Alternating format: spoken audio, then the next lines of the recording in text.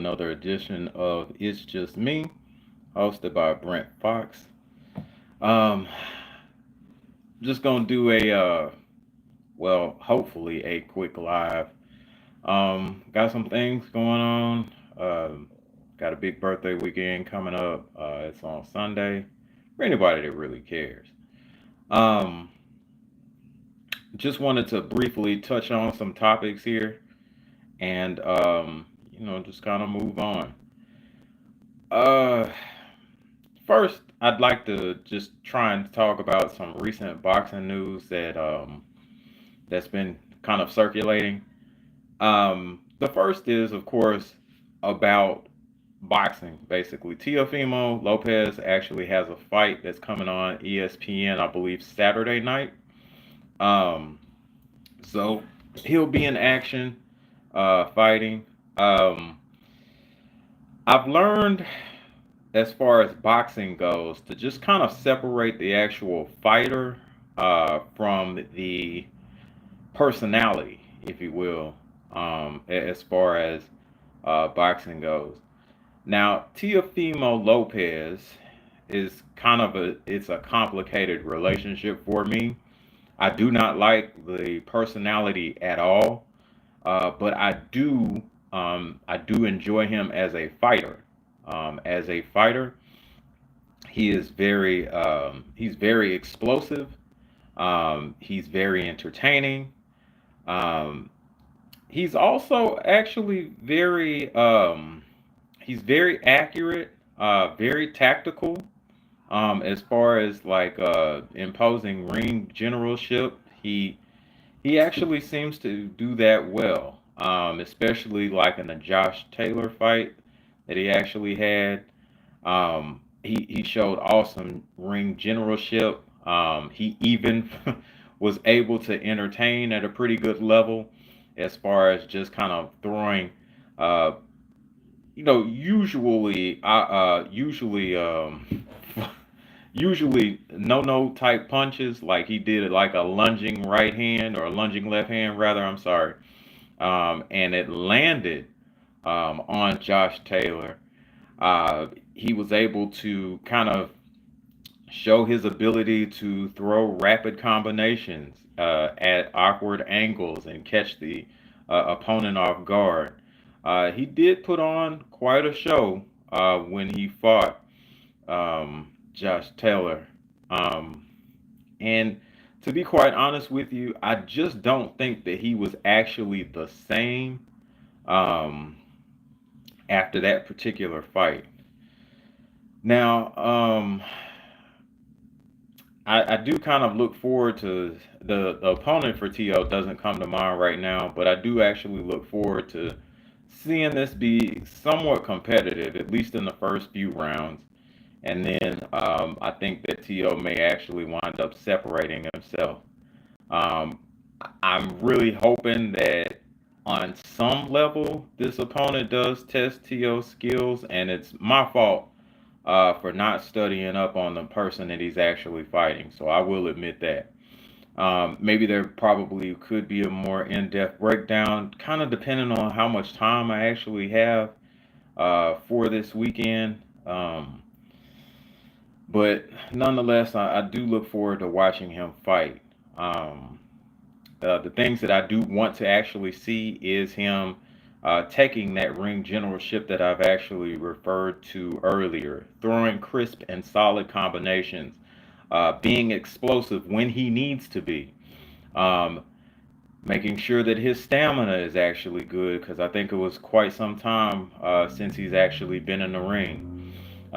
Making sure that whatever ring rust is actually going to initially be there uh, gets worked out. And that means probably getting some rounds in before a big finish that he is really famous for.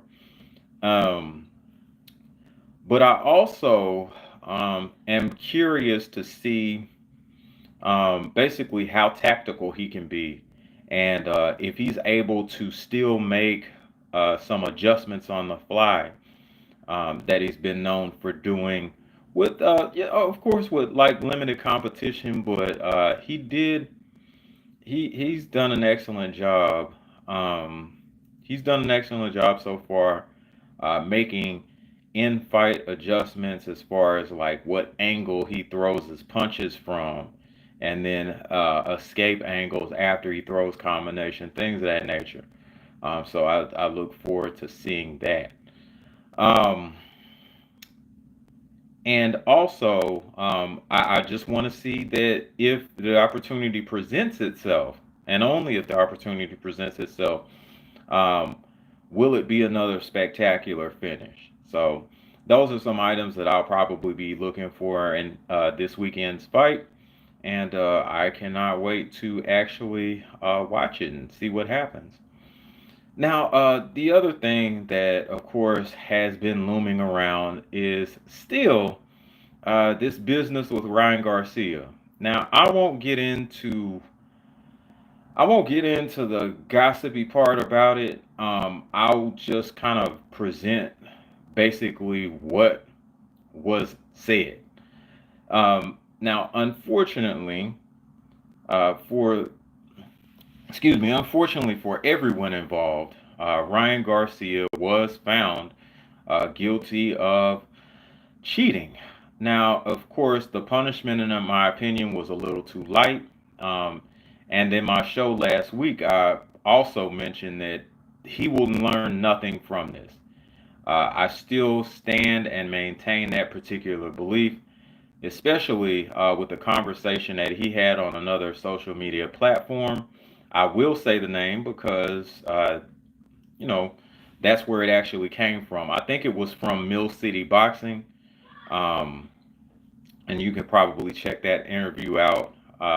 And I think it was actually today. So check that interview out. I think there was a panel with him, Zab Judah, and then there was a surprise guest, Bill Haney, that was actually on there.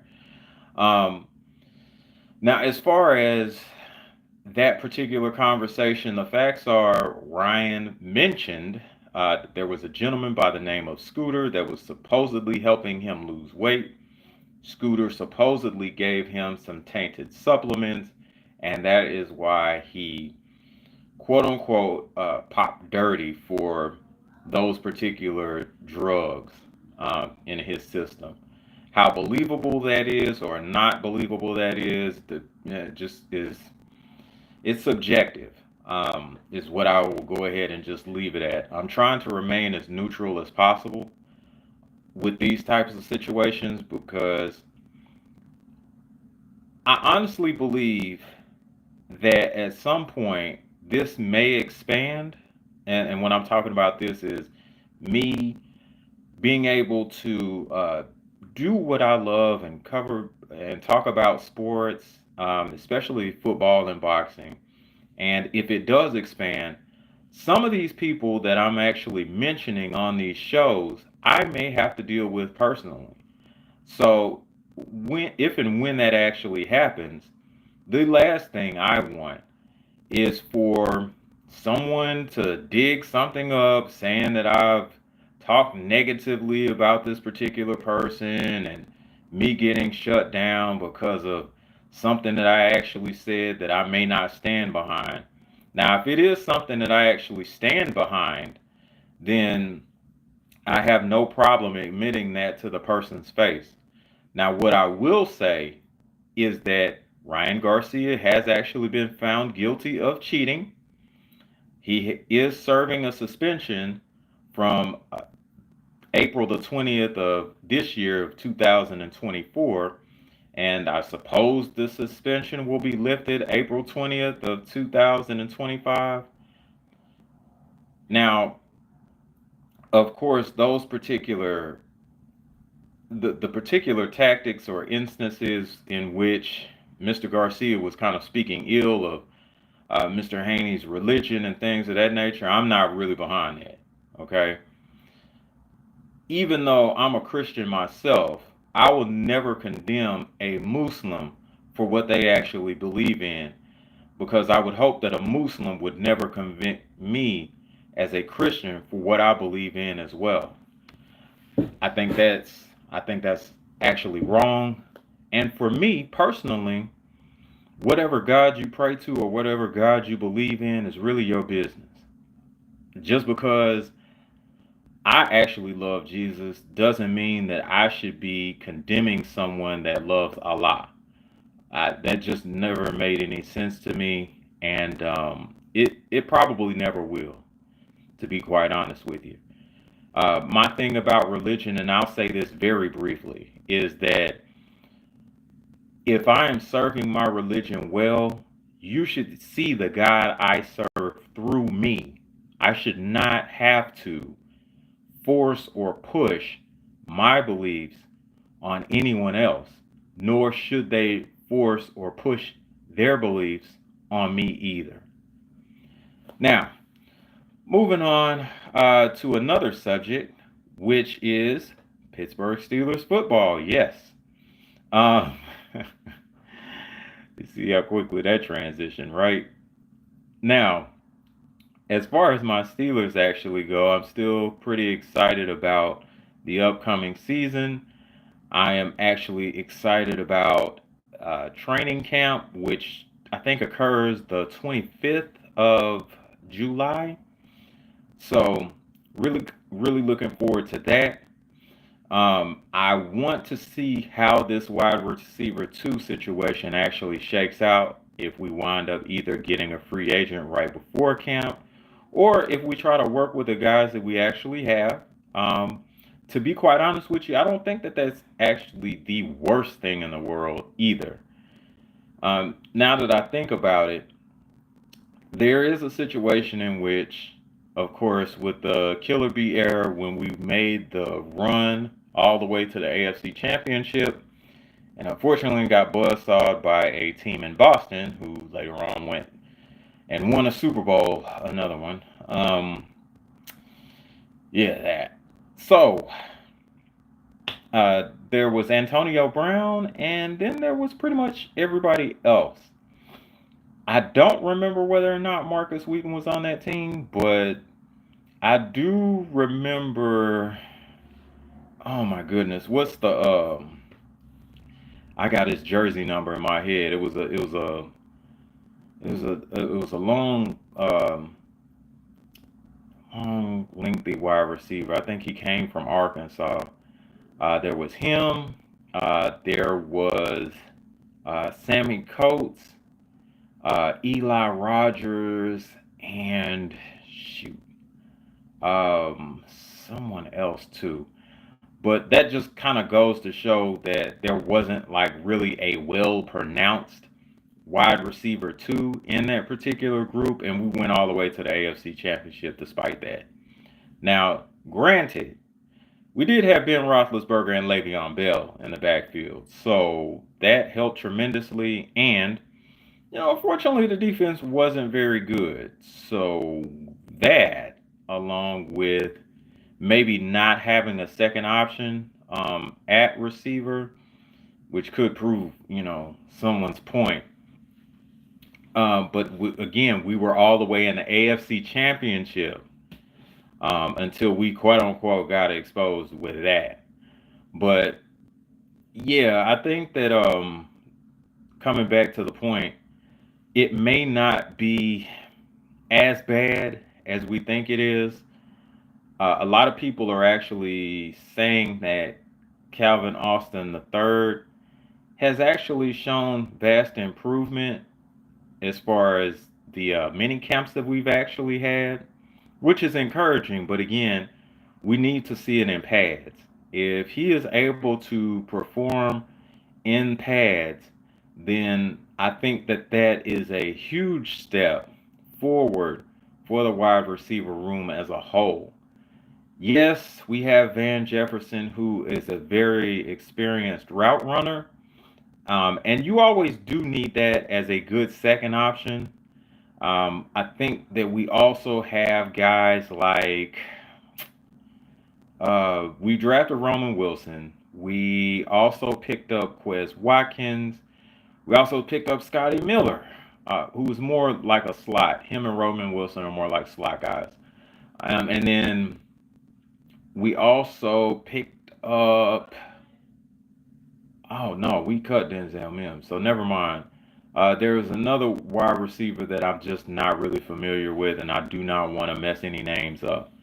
So, needless to say, um, there are some guys that are pretty well unknown that we're having to probably rely on in that case. But I do think even if we don't have a quote unquote solid second option as a receiver, Coach Arthur Smith, who is the offensive coordinator at this point, does like to utilize his tight ends. Now, we do have a pretty good tight end room. We have Pratt Fryermuth, we have Darnell Washington, and we also have Connor Hayward, Cam Hayward's little brother. Connor is actually very versatile. You could use him for just about anything. He's more or less like a flex tight end or an H-back type to where you could send him in motion to do different things. He can also lead block occasionally lead block. He can also do the cross blocks for like the inside zone. And maybe I'm mispronouncing it, but the cross block or mislabeling what the cross block is. But basically, what it is you're lined up in a certain position as a tight end, and then once the ball snap, you go completely across the formation to block someone on the opposite end. Meanwhile, everyone up front actually takes a zone step, and whoever is in front of them, they actually move. So it's a beautiful looking concept when it comes together as far as zone blocking, but when it goes bad, it is really bad. Um, to kind of put it in perspective, think about it like this. If the offense does well, it looks like a tidal wave pushing something forward. It looks like a tidal wave going forward, pushing something back. If it goes horribly, then the offensive line looks like the thing that the wave is washing away, basically. So it's a wash on both ends. If the offensive line actually performs well, it's a big tidal wave that kind of just pushes forward, and then moves whatever is in the way out of the way. If it is not good, then it looks like a tidal wave has actually hit it, and everything is just overflooded. It's just taking over everything. So that's kind of like the pros and cons of zone blocking. But like I said, if zone blocking, if it comes together, it is a very beautiful thing to watch if you're a real hardcore football fan. Now, having said that, and this is what I really wanted to get into, there was a debate at my barbershop that I just came from as far as the value of Najee Harris. Now, of course, some people have very strong opinions about Najee, saying that he is not a very good running back, and that um, and some people have gone as far to say that Najee was trash, which is absolutely ridiculous. Like there's no way that you can do what he's done and then that be trash. Now, what I will say is this: there are very few backs in the NFL that are currently playing right now that have done what Najee has done in his first 3 years. Najee is one of the few backs, because I had to be corrected at this barbershop that I was at. Najee was one of the very few backs that was able to gain 1,000 rushing yards. And if any of my guys at the barbershop are watching this, 1,000 rushing yards consecutively his first 3 years. Okay, once again, he is one of the few running backs that has been able to rush for 1,000 yards consecutively his first 3 years in the NFL. Now, again, he's one of the few active backs.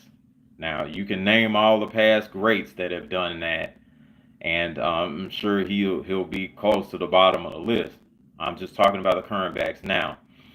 Um, I am on a very strong campaign that if the Pittsburgh Steelers, who did not, and I'm just going to say it, who failed to actually sign the fifth year option for Najee back in May, has made a tremendously bad mistake. Okay, it is one of the worst mistakes I think that this organization has actually made. You cannot devalue a person, regardless of position, okay, that has been that productive and is almost historically productive as Najee Harris, and you have someone that is not even on the level of Najee Harris get paid basically 3 to 4 times what Najee's currently making now. I think that's outright ridiculous. Even from a business standpoint, it is not good business. And the reason that I'm saying this is if you look at the numbers that Najee has actually put up his first 3 years as far as rushing yardage, and granted the yards per carry aren't very flattering, but again, if you're looking at the raw numbers of what he's actually produced the first 3 years, and even matched it up against someone um, with the likes even of Le'Veon Bell, the numbers are actually closer than what one would actually think. I don't think that Najee is actually getting, business wise, the credit that he actually deserves. He's certainly not getting the money that he actually deserves. Not renewing his fifth year option is a horrible mistake. And I think that what would be missing is this. Okay, so if you're thinking about the team and you're thinking about business, here's what basically happens with the Pittsburgh Steelers on most occasions. The Pittsburgh Steelers actually start off the season usually struggling. They're trying to find their footing, trying to gain an identity, and along the way, sometimes they will wind up losing games that they should win. Now, most of the time, this is early on in the season where they're trying to, again, establish an identity. And to be quite honest with you, I don't think that this approaching season will be any different. I think that there will be struggles against some teams that we should not be struggling with statistically on paper, but we will wind up doing so anyway. I think that it's imperative that if this offense is to actually function the way that it should, the running game has to be a factor. And in order for the running game to actually be a factor, you have to have your running backs, plural, and I will include Jalen Warren, to be successful, or else it won't work. I don't think Russell Wilson is the type of guy that you can consistently ask to carry the team in a 17 game season. I don't think that that is Russell Wilson. And to be quite honest with you, I don't think that's ever been Russell Wilson. Yes, Mr. Wilson has had some clutch moments that are very memorable, especially against the Green Bay Packers in the 2000 and teens. But again, those are those are a series of games that you can actually kind of call where maybe the running game wasn't working the way that it should, and then yes, Russ had to be relied upon to actually help pull out a victory. Now, what I also say is this: if we are unable um, to kind of provide a strong finish, and those strong finishes consist of us effectively running the football and imposing our will on the defense as an offense. If we are not able to do that, then we may not be able to even go to the playoffs. We may not even have a winning record if that were to happen. Now, the person that helps make that happen, I'm not going to say that it's all him, but the person that actually helps make that happen is Najee Harris. If you also look at the numbers, Najee Harris's um, average rushing yards per game goes up as the season goes along. And especially towards the end of the season, he finishes particularly strong. If you take Najee out of the equation and you feel that he is that replaceable, that particular late season surge with the rushing yardage and maybe even some of the victories, if you look at it very closely, they go with him. Okay, you do not want to not sign a guy that you took in the first round. Hey, Jared, thank you so much for coming on the show, brother, and supporting. Thank you so much, man. Um, well, yes, if you're counting on a late season surge, you have to have Najee Harris in the backfield. Depending on Jaylen Warren all season is not going to go the way that most people think that it will. Yes, uh, excuse me. Yes, Jaylen Warren is a very good back. Yes, Jaylen Warren at times may seem like a better running option, but I am telling you now today that if we are unable to secure Najee Harris, that late season surge that the Pittsburgh Steelers usually have is going to take a hit. I am telling you this right now. If we do not re-sign this man, that late season surge that we've been so dependent on, as the years have gone on, if that's affected, then there may not be any playoffs. And it may actually cost us a winning season as well, or a non-losing season as well. So it's just something to think about. Um, I deeply hope that people that feel like Najee is quote unquote not worth it think about that. And more importantly, Najee does what we as running backs actually kind of live by, and it's this particular slogan. Our responsibility is to protect and advance the football. It's in that order. You have to protect, then advance the football. You can't do one without the other. You have to be able to protect the ball, and Najee has done a fine job of that.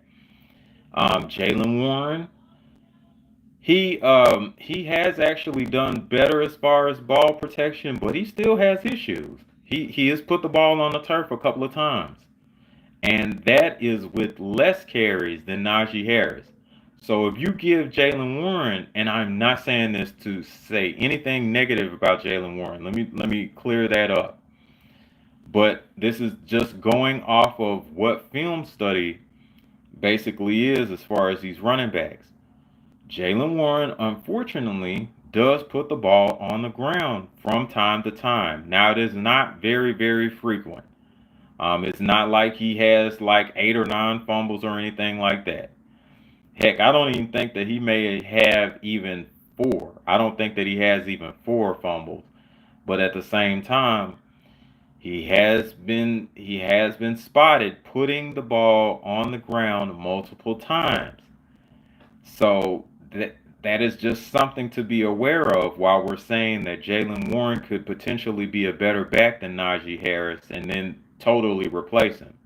That is not accurate at all. Again, Najee Harris embodies the Pittsburgh Steelers rushing attack, especially late in the season. That is a guy that you do not want to go without, especially late in the season. Yes, I'm going to reinforce it.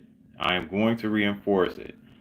Um, I certainly hope that a deal does get worked out before training camp. I certainly hope that Najee gets the money that he so richly deserves. And I do really, again, hope that Najee is able to stay healthy and become very productive as a result. I think that if he actually does what I believe he would be able to do, which is rush for over 1,200 yards and get, I would say, 10 touchdowns, then I think that he would, the Steelers would have no other choice but to work a new deal for him anyway. So I think that is just kind of food for thought as far as what Najee has done and what he could be capable of doing should this Arthur Smith offense work the way that it should. I really do believe that Najee is a very, very capable running back. I'm not going to lie to you or myself and say that he is the best in the league or anything like that. But what I will say is that Najee does happen to be one of the best in the league, and he should be treated as such. Wow. I'm off my soapbox about the Najee Harris situation. And I think that's probably going to be my time for right now. I do thank you all for actually joining in for It's Just Me, hosted by Brent Fox.